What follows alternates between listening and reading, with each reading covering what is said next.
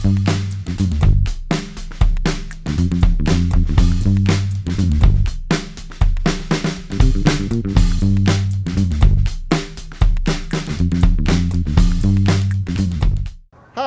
and welcome to Unplanned, the show about cities and how they work. I'm Sam, your host. Remember to subscribe to Unplanned for many more great conversations to come. But today, we're going to have the chance to talk to somebody who knows a lot about a lot of things. He's a great guy, and his name is Wig Zamore, and he's standing right here next to me. Hi, Sam. Wig is a grassroots activist. He's a community researcher. He's based here in Somerville, Massachusetts. And today we're going to learn a lot about bike paths, pedestrian and bike paths, but also about the creation of a T-stop and really what it takes to get the largest forces involved in city building, including developers, the transit system, the governor's office, a whole lot of players, to focus on the importance of moving people around, getting them out of their cars. Wig has been instrumental in that. Wig, welcome to Unplanned. Thank you, Sam. It's nice to have you here. Happy to talk to you about all of this. We got a great day for it. So what do you want to start with? All right, so I'm glad you asked. Let's talk about where we are right now, which is, I'm going to let you describe it, but I'm going to start by saying we're on a gravel path and there's a bridge behind us, and we'll give a shot of the Encore Casino, which is right over there. Tell us where we're standing right now and why we care about it. Yeah, so we're close to the Boston line. Okay. The Boston line with the Charlestown section of City of Boston. And we're on the Mystic River, and we're just on the ocean side of the locks and the dam. So the Mystic River, just like the Charles River, has a somewhat unique lock system that kind of separates salt water and fresh water. It takes care of the tides and the boats getting back and forth. And we do have the casino across the way. It's Encore's massive casino, massive investment, a little bit not doing quite as well during COVID-19, but they have a lot of employees, and we've got a big rail corridor behind us. You're about to hear some trains going by, I think. There's Either a that, train, or there's another rail line going over there. So let me explain that. So well, let's start with the one we're looking at right now, Sure. which is standing behind you. So what is that? this bridge you see is the commuter rail bridge across the Mystic River.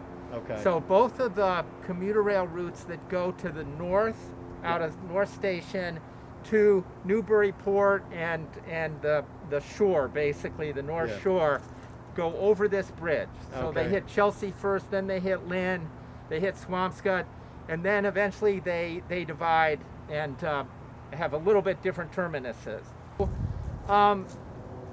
Due in large part to some great activists, state of Massachusetts and the Boston metropolitan region have been focusing more and more on active transportation paths. So walking, biking, baby carriages, skaters, whatever.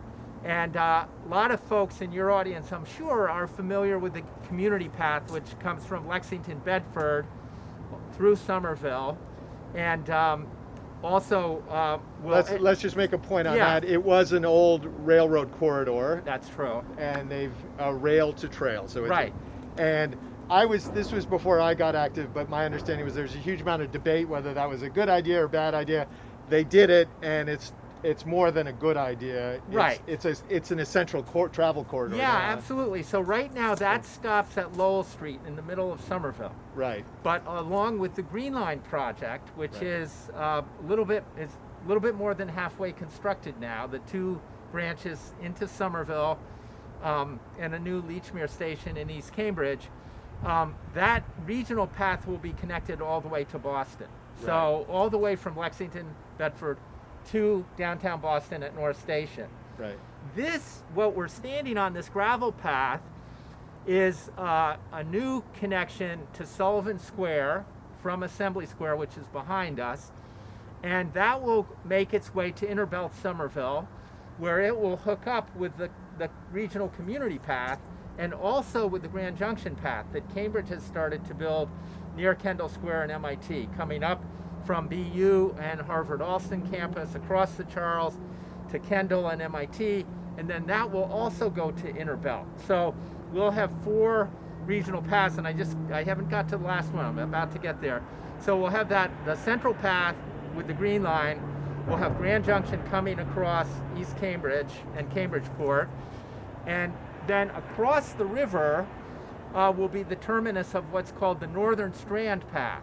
So that path comes down from the city of Lynn, and parts of it are under construction now in the city of Lynn and are in a similar condition to what we're standing on. In other words, they've done the foundation, not necessarily the finished surface, because they like to let it settle for 9 months or so and then put on the finished surface.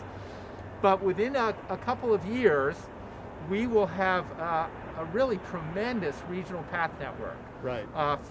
For recreation, for commuting to work, for whatever people might want to do.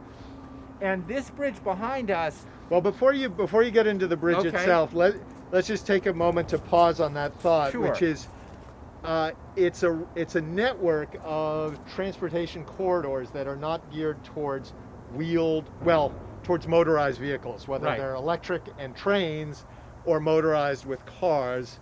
That's kind of fascinating. And then the broadest point is it's yet another way in which cities are changing in the 21st century. Right, and one of the really nice things about these paths is they're not next to really heavy traffic. Right. Or, they're not next to a lot of large sources of air pollution. Right. So when someone's cycling or walking or jogging or skating, pushing a baby carriage, they're inhaling and exhaling more quickly than they would be if they're working at a desk or Right. they're having lunch at home. So these paths are in places that are protected both from accidents from motor vehicles, but also from transportation air pollution. Right. Now tell us about the bridge, and I also Yeah. want to, as you're talking about that, it would be interesting, because this has always been a part of cities and city building that's fascinated me when I first got involved in urban planning and thinking about it, was how long has it taken to get to this point where we're standing on a gravel. This is not even completed by any means. Yeah. But tell us first about the bridge, and then maybe you can weave in some of the history Sure. of just how long it takes Sure, to get and, this and project. that will migrate us toward land use Okay. as well. But so first on the bridge, and then we'll get to how long it took. So the bridge you can see right here, and the casino at this point has pledged to build that bridge. And what bridge are we talking So about? we're talking about this bridge that will connect the end of the Northern Strand Right. to the Assembly Square Orange Line station, effectively. Because there's a park behind us, it's a DCR park, and right next to that park is an existing Orange Line station that opened about a decade ago. And we're going to talk a little bit more about that in a second. Right. Because that has a whole story to it itself. But this is a pedestrian bike bridge that the casino has committed to build over the river here. Right, and of course their finances are a little bit shaky for the next year because of COVID. Right. But we're hoping that commitment will stand. They haven't committed to put the little elevator and stairway up to the station. Right. But when that station was built, and we'll show it later, we had a bump out right by where you can buy Charlie tickets and go through the gates, so that we anticipated this connection more than 10 years ago in hopes that we would get this kind of connection that now people are starting to plan and to talk about. Can I just say, for the viewers and the listeners, that is one definition of urban planning. That on a project completely unrelated in some ways to this project we're talking about, the bridge project, they're already thinking about how these pieces might connect up some decades into the future. Like, we're literally thinking decades down the road. Yeah. So anyway, back to the bridge, and tell us a little bit maybe about the history of it, just how long did it take? Yeah, so in Somerville we have a number of different advocacy groups, and so we have one group that focused on Assembly Square, and that's the Mystic View Task Force. Grassroots, no staff, 501c3 nonprofit, and those were some pretty feisty battles because nobody had confidence. Were you a part? You were integral to a lot of these different groups, I think. And in all these groups I'm going to mention, there's half a dozen to a dozen important kind of founders and people who carry the load Right. year in and year out. Sure. And that was true of Mystic View Task Force. The issue here at Assembly Square behind us, and we've just got the park, but we'll show you Assembly later, was that people had no confidence that more than parking lots and big box retail could be done here. Right. Now, what decade are we talking about? Because We're talking 20 years ago. this is another fascinating story of urban building and how you make stuff happen in the city. But yes, just dwell on that moment 20 years ago. Yeah, so Mystic View Task Force actually started more than 20 years ago. Yeah. And it came spontaneously out of a talk by local urban planner and designer Ann Tate, who's a professor at RISD in Rhode Island. Yeah. And quite a few people went to this talk. Senator Jalen had a series of talks, and this was one that she really was responsible for starting. And after Ann's talk, 6 to a dozen people just hung out and thought, we should get a group together to just think about, a citizen group to think about what large planning changes should we think about, like over a generation, over decades to a generation. And we didn't have specifics in mind, but we met for 3 or 4 months, just informally, once every couple weeks. Is this mid 90s, early 2000s? Well, second half of the 90s. Okay, sure. And so let's just put a point on that. That's about 25 years ago now. Of that talk and then the first meetings. Right. Yeah. And just by the way, in the most severe downturn of the last 30 years, the Chelsea Mall and the Assembly Square Mall went under. Even though they had the densest populations, they were the first big real estate areas to go under in the Boston metro area. And we knew that instinctively that since the Ford Motor Plant closed at Assembly Square, which is how it got its name, this 150 acres had really been underutilized. Right. You had a really dense population, very diverse population, a history of blue-collar workers, manufacturing workers, a lot of grad students, just a huge mix, melting pot. And this was a key spot with rail going right through the middle of it. You didn't need to build a new corridor or new rail lines because the Orange Line and the commuter rail was going through it. And it was continually underutilized since the Ford Motor Plant closed. Right. And there were over 1 million vehicles built there, Model Ts and pickup trucks, but it had hit its end of its lifetime. And they struggled with what to do with it. And that's largely because these areas are much bigger than a single quick real estate development. Right. The core of the financial district in Boston is 50 acres. Right. This is 150 acres. Right. This is an area that's about the size of Boston from North to South Station. And as the crow flies, distance-wise to North Station, it's what, about Couple miles. Couple miles. Yeah. So it's right in that tight core of the and inner Boston region. And to do a tiny bit of background, manufacturing was the dominant sector in Massachusetts, economic sector at the end of World War II. It was more than 40% of all jobs. They were pretty good jobs, and the manufacturing economy was spread throughout the state. It was in Boston and Cambridge and Somerville, it was in Worcester, it was in Lowell, it was out in Springfield. It was a mature industry that no longer needed a revolution. It had evolved over many, many decades, and it was the dominant industry. And in the 30 years after the end of World War II, manufacturing lost more than half of its jobs. So it went to under 20%. It was a massive loss of economics. And East Cambridge is a good example, right? Because you had all the candy manufacturers, you had some cookie and cracker manufacturers, you had Necco there, you had a lot of different kinds of manufacturing in these communities. And they all went south and west, and then many of them eventually ended up going offshore.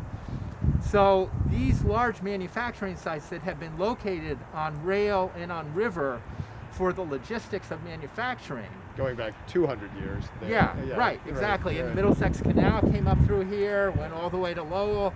Yeah. So they collapsed, and it's not easy to replace those.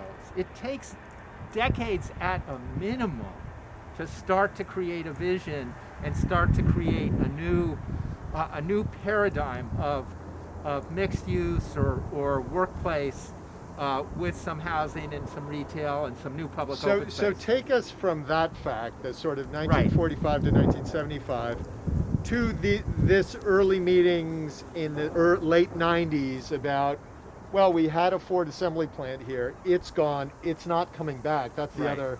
That's the other reality of that story. And we're also beginning to rethink cities and how they work and how they should work, how they can work. Right. And there was a big push for big box retail. I remember that from some of the earliest days I was getting involved.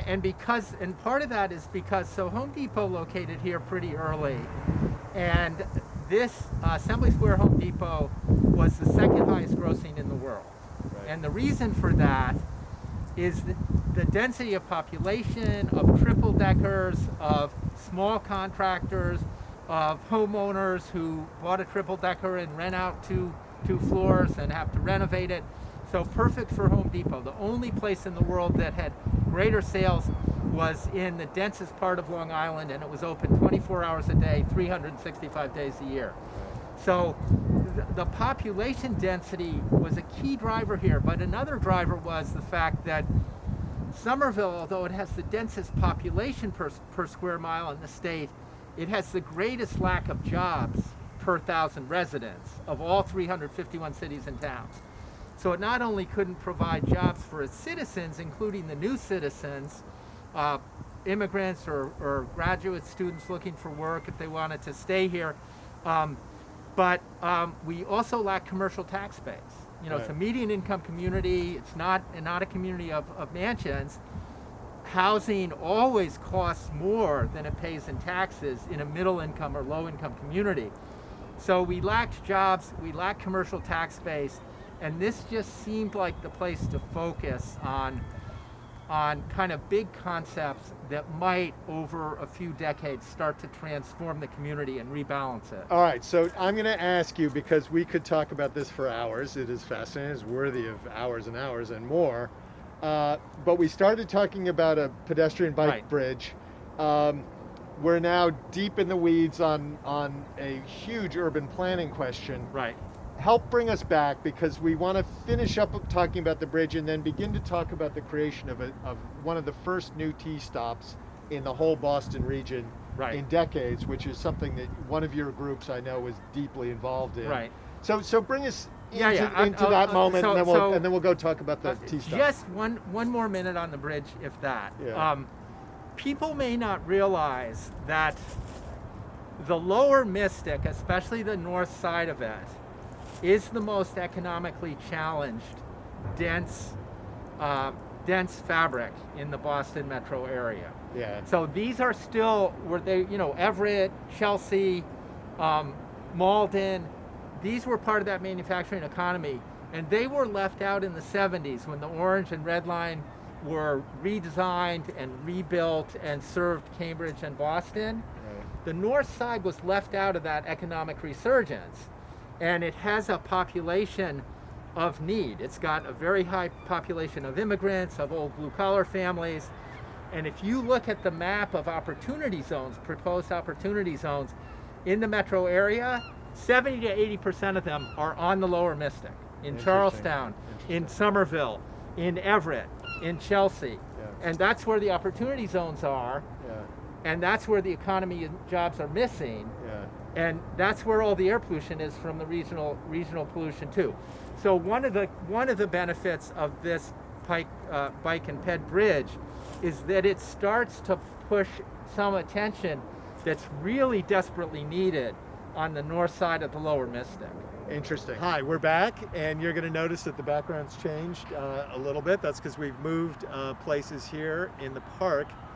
There are obviously some tall buildings behind us. We're going to learn about those from Wig, and more importantly, or for the point of this discussion, that lower building right over there, which is the head house to the Orange Line T-stop that was created here in Assembly Square.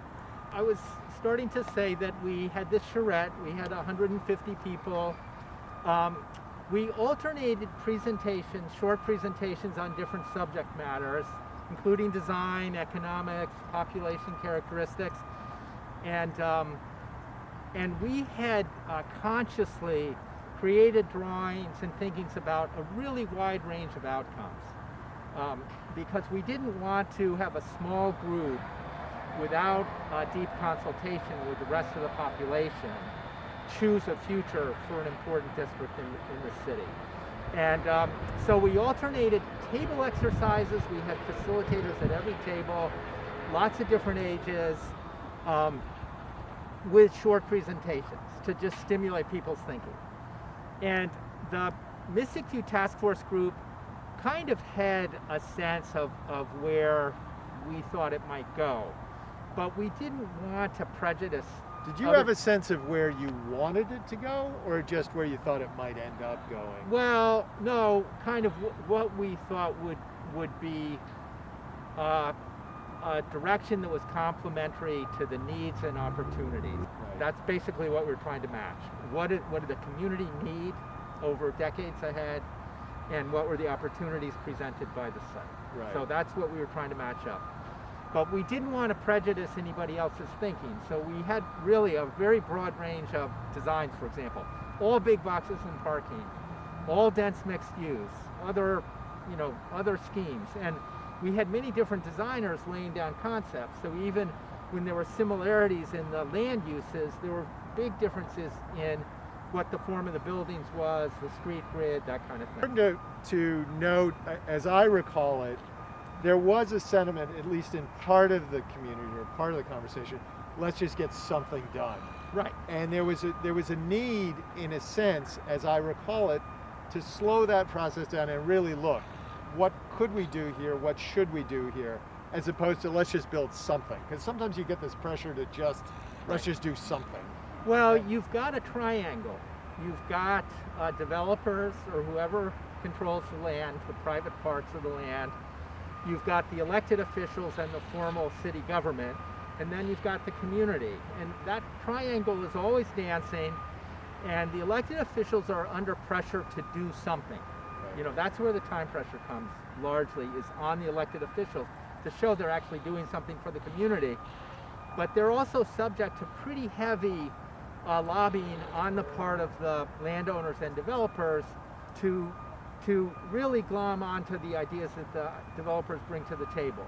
And so the trick is to bring a constructive community conversation into that triangle, because truly the community controls the planning and zoning and elects the elected officials, and yet they're often left out, and they also need some help thinking about alternative futures, because most people don't have time to pencil out, well, what are the taxes from this thing, or what are the jobs from this, or how much housing could we get, or how many. Now take us to the transit, because you were just mentioning transit. Yeah, and in some ways that feels like the heaviest lift of all of these, is to get all those players to align that you could actually build that building that we're looking at there. Yeah, so we knew from the very beginning that we were fortunate to have a location that was halfway between two Orange Line stops, one in Sullivan and one across the river in Wellington,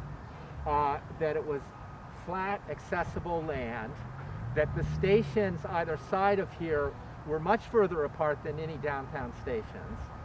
So it was a logical thing to do. We also knew that only the Orange Line connects with all the other mass transit in Boston and Cambridge. So it connects to everything, and it including the connection to Longwood Medical, and other areas north and south of the city. And when we did population analyses, we noticed that the educational levels of the populations were growing fastest of all 351 cities and towns in the state.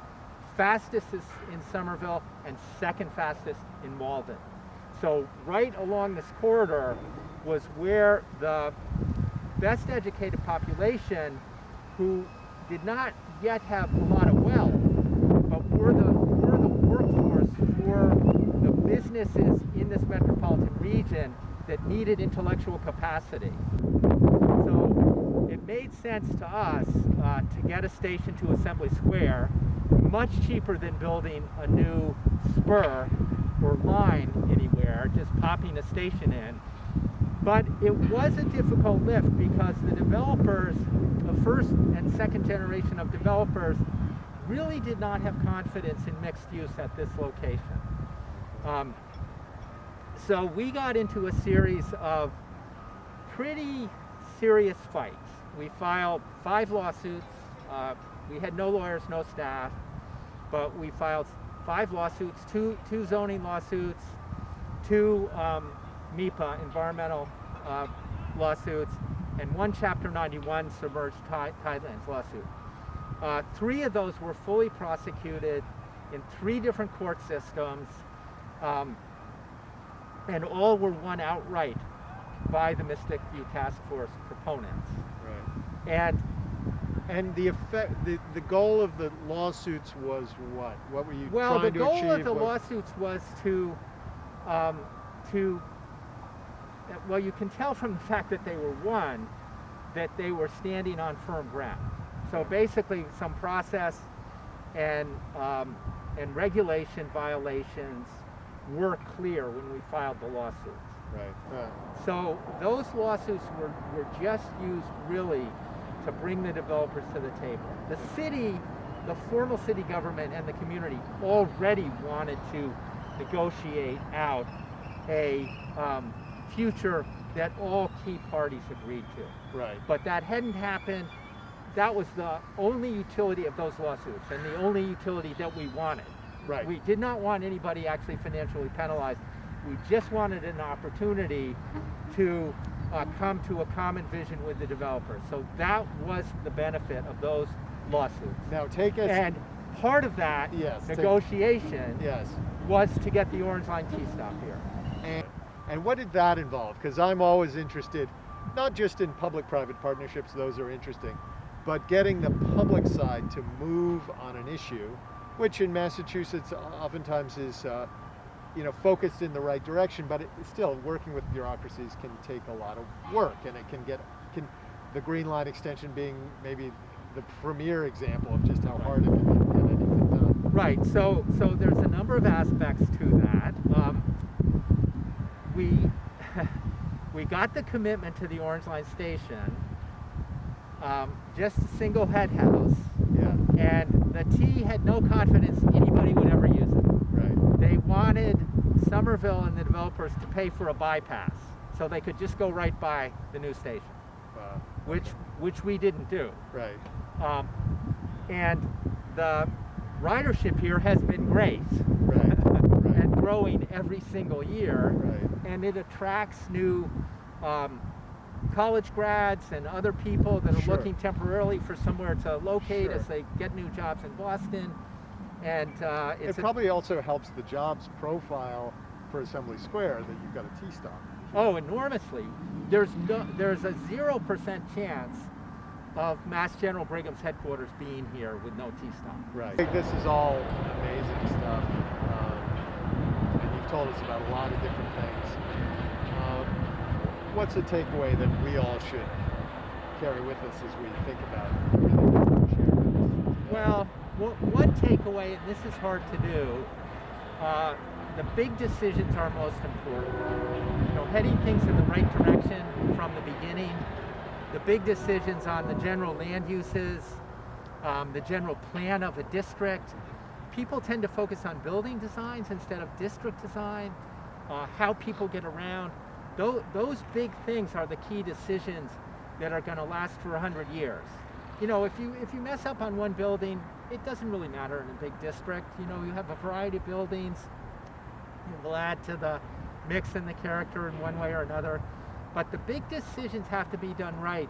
And those are the hardest decisions to do right, because they often involve more capital, more vision, more resistance from people who have shorter term visions of what they want to do in the next 3 to 5 years. So I would say that's an issue for all of the transformative districts in Somerville, all the areas where there can be and will be fairly large land use changes. Not in the residential neighborhoods. Their character is set, and there's not really big district redesign. So those are very important. And It's also what I also said. These are really long-term processes. Yeah, And just it's just on that, difficult. what is the build out for Assembly Square? Is it Well, I think another if you, generation? It's 30 Yeah, years, so 40 years before. I think if you think you can do this in less than 50 years, Right. including completing the built square feet and the ground plane, you're probably not realistic. Right. Well, just on that note, let me just thank you again for Yeah, sure. taking some Happy time to do it. come We'll and do check- the green line some other time. Absolutely, but Wig Zamore, always fascinating to talk to you. And keep in mind, this is kind of my personal take on it. There's a lot of stories. I mean, there's I'm a sure. lot of I'm people sure. who've been involved in this. I'm sure. Anyway, Okay. thank you. You're welcome.